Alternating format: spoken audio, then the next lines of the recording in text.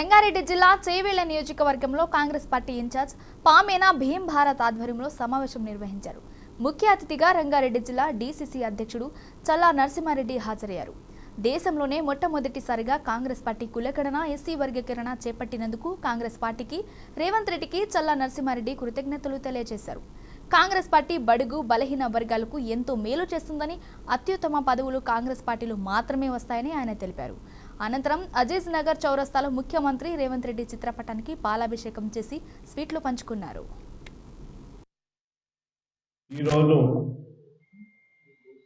రాష్ట్ర చరిత్రలో, దేశ చరిత్రలో మా ముఖ్యమంత్రి గారు రేవంత్ రెడ్డి గారు ఏదైతే మాలా మాదిగ వర్గీకరణ గురించి కోర్టు ఇచ్చిన నిర్ణయాన్ని ఎంత తొందరగా అమలు చేయాలనే ఆలోచనతో అసెంబ్లీలో పెట్టి గత 35-40 సంవత్సరాల నుంచి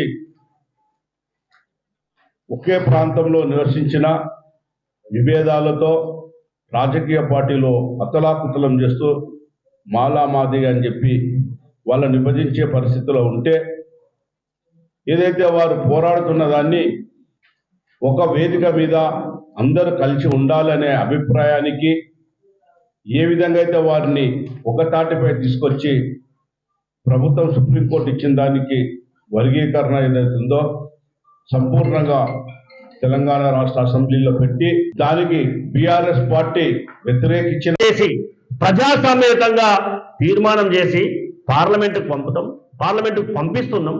దాన్ని మీరు ఆమోదం కనుక తెలపకపోతే ఈ తెలంగాణ రాష్ట్రంలో తెలంగాణ ప్రజా కోర్టులు దోషులుగా నిలబడేది భారతీయ జనతా పార్టీ నాయకులు అనేది మనం అందరూ కూడా ఒక్కసారి ఆలోచన చేయాలి.